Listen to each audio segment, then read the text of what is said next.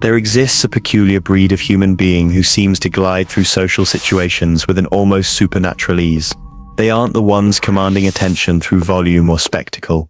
Instead, they possess something far more elusive, a magnetic quality that draws people in without any apparent effort. These individuals have mastered what might be called the art of unconscious charm, and their secret lies not in what they do, but in what they refuse to do. Watch them at a gathering, while others frantically calculate their next witty remark or pose for invisible cameras. These naturally magnetic souls are simply present. They laugh when something strikes them as genuinely funny, not because laughter might make them seem more likable. They ask questions born from actual curiosity, not from some social strategy manual. When they stumble over words or spill their drink, they don't spiral into embarrassment. They chuckle and continue, treating the mishap as just another thread in the tapestry of human experience. This isn't accidental. What appears as effortless charm is actually the result of a profound psychological shift, one that most people never make because it requires abandoning the very behaviors we're taught will make us more appealing. Modern psychology has identified a fascinating phenomenon known as the ironic process theory. Simply put, the harder we try to control an outcome, the more likely we are to achieve the opposite result. Tell someone not to think of a pink elephant, and their mind immediately conjures the image. Similarly, the moment we begin performing charm, we destroy it. This happens because genuine charm emerges from a state of psychological flow, that effortless mental state where self-consciousness dissolves and authentic expression takes over. The naturally magnetic person has learned to inhabit this state, not through practice but through surrender. They've stopped monitoring themselves for signs of social success or failure. Consider the difference between these two approaches to conversation. Person A enters every interaction with a mental checklist: maintain eye contact, ask engaging questions, share interesting anecdotes, laugh at appropriate moments. Person B simply shows up, curious about what might unfold. Person A's charm feels manufactured because it is. Person B's appeal seems effortless because they've eliminated the internal performance entirely. Recent advances in neuroscience reveal why authentic presence is so magnetically appealing. When we encounter someone who is genuinely relaxed and unguarded, our mirror neurons, brain cells that fire both when we perform an action and when we observe others performing the same action, cause us to unconsciously mirror their emotional state. If someone is anxiously performing their personality, we feel that tension in our own bodies, even if we can't consciously identify why the interaction feels uncomfortable. Conversely, when someone radiates genuine ease, our nervous systems respond by relaxing.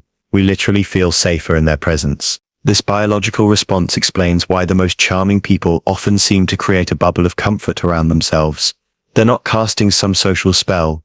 They're simply providing their nervous system with the kind of regulated, non-threatening presence that allows others to drop their own defenses. Dr.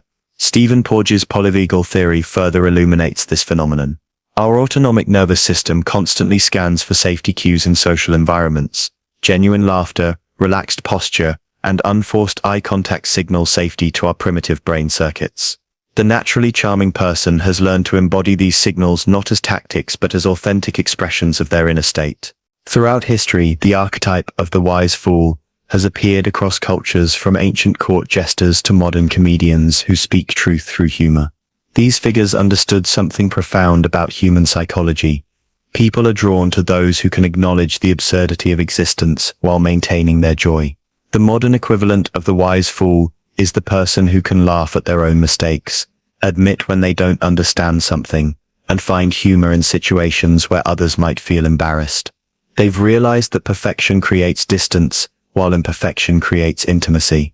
Consider how you feel around someone who never seems to make mistakes versus someone who can gracefully acknowledge their blunders. The flawless person might earn your admiration, but the authentically imperfect person earns your trust. Trust, not admiration, is the foundation of genuine charm. This connects to what psychologists call the Pratfall Effect, the tendency for people to become more likable after making harmless mistakes. But this only works when the person making the mistake doesn't spiral into self-recrimination. The naturally charming person treats their errors as evidence of their humanity, not failures of their character. Perhaps the most sophisticated aspect of effortless charm is how these individuals handle social pressure and awkwardness. Rather than fighting against uncomfortable moments or trying to force their way through them, they practice a kind of emotional judo, using the energy of the situation rather than opposing it. When faced with an awkward silence, instead of desperately filling it with chatter, they might smile and say, "Well, this got quiet quickly," transforming the discomfort into shared amusement. When someone makes a cutting remark, instead of defending or attacking, they might respond with genuine curiosity. "That's an interesting perspective. What makes you see it that way?" This approach requires what psychologists call emotional regulation, the ability to remain centered in your authentic self regardless of external pressures. The charming person has developed this capacity, not through suppression or control, but through acceptance. They've made peace with the full spectrum of human experience, including its messier moments.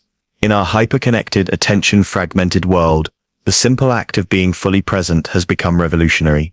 The naturally charming person possesses what might be called presence privilege, the ability to give their complete attention to whatever is happening right now. This isn't just about putting away phones or maintaining eye contact, though those behaviors often follow naturally. True presence is a state of consciousness, where the internal commentary quiets and awareness expands. Instead of listening to formulate their next response, they listen to understand. Instead of sharing stories to impress, they share experiences to connect. Neuroscientist Dr. Daniel Siegel's research on mindful awareness shows that present moment attention literally changes brain structure, strengthening neural pathways associated with empathy, emotional regulation, and social cognition. The person who has cultivated presence doesn't just seem more charming, they've actually developed enhanced capacity for human connection.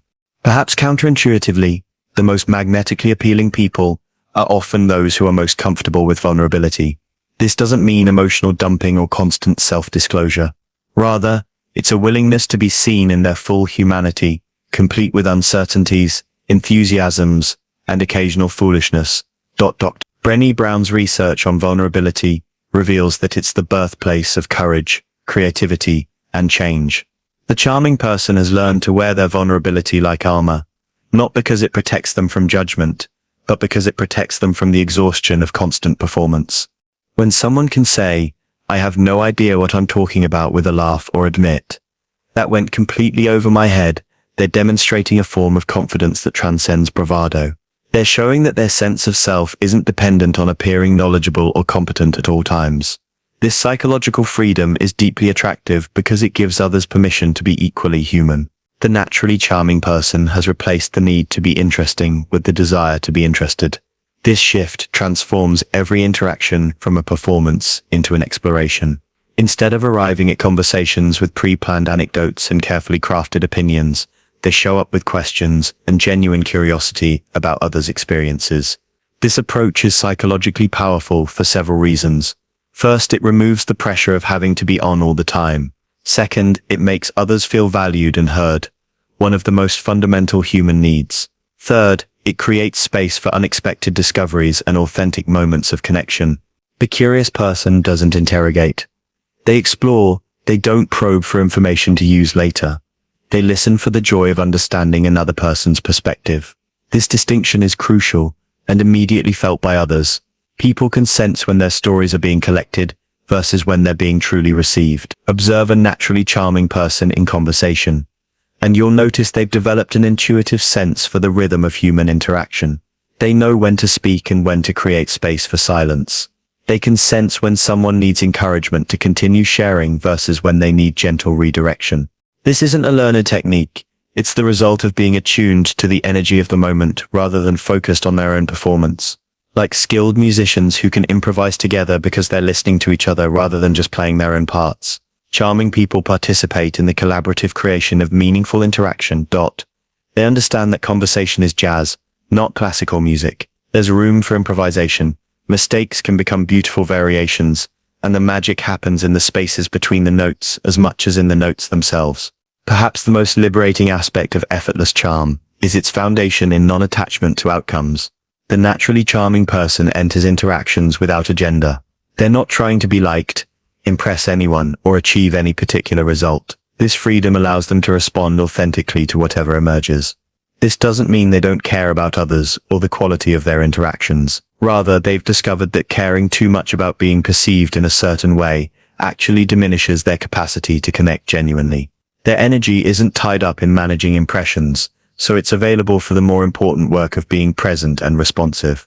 This principle extends beyond individual conversations to their entire approach to social life.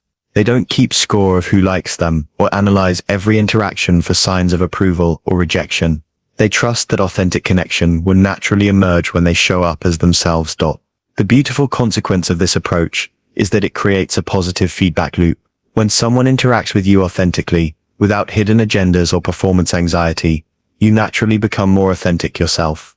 This mutual dropping of masks creates increasingly rich and meaningful connections. The charming person becomes a catalyst for others' authenticity. In their presence, people find themselves sharing thoughts they don't usually voice, laughing more freely, and feeling more comfortable in their own skin. This isn't manipulation, it's liberation.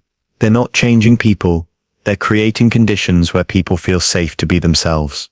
At its deepest level, effortless charm touches on something almost spiritual. The recognition that every human interaction is an opportunity for mutual recognition and connection. The naturally charming person approaches others with a kind of reverence for their shared humanity. This doesn't make them saints or suggest they're always happy, or never struggle with their own insecurities. Rather, they've developed the capacity to hold their personal struggles lightly enough that they don't dominate every interaction. They can be present with others, even when they're not at their best, because they've learned to relate to their own imperfections with kindness rather than harsh judgment. For those who find themselves trapped in performance mode, the path toward more effortless charm isn't about learning new techniques. It's about unlearning old patterns. It requires the courage to disappoint some people in service of connecting authentically with others. It means risking being seen as imperfect in exchange for the possibility of being genuinely known. The transformation begins with small acts of authenticity, admitting when you don't understand something, laughing at your own mistakes instead of hiding them, asking questions born from genuine curiosity rather than social obligation. These moments of truth create tiny cracks in the performance armor, allowing your authentic self to shine through. The naturally charming person has learned perhaps the most important lesson about human connection, that people are drawn not to those who seem to have everything figured out, but to those who are brave enough to navigate life's uncertainties with grace, humor, and an open heart. They've discovered that the very imperfections we try to hide are often the doorways to the deepest connections. In a world increasingly dominated by curated online personas and strategic networking, the person who can simply be present, authentic, and unguarded becomes a rare and precious gift. They remind us that beneath all our performances and pretenses, we're all just humans trying to figure it out together. And sometimes, that recognition is the most charming thing of all. The fool's wisdom lives on in anyone brave enough to let their guard down, curious enough to stay interested in others, and wise enough to know that connection begins where performance ends. In their laughter, their stumbles, and their undefended presence, they offer the world something increasingly rare, the permission to be beautifully, imperfectly, genuinely human.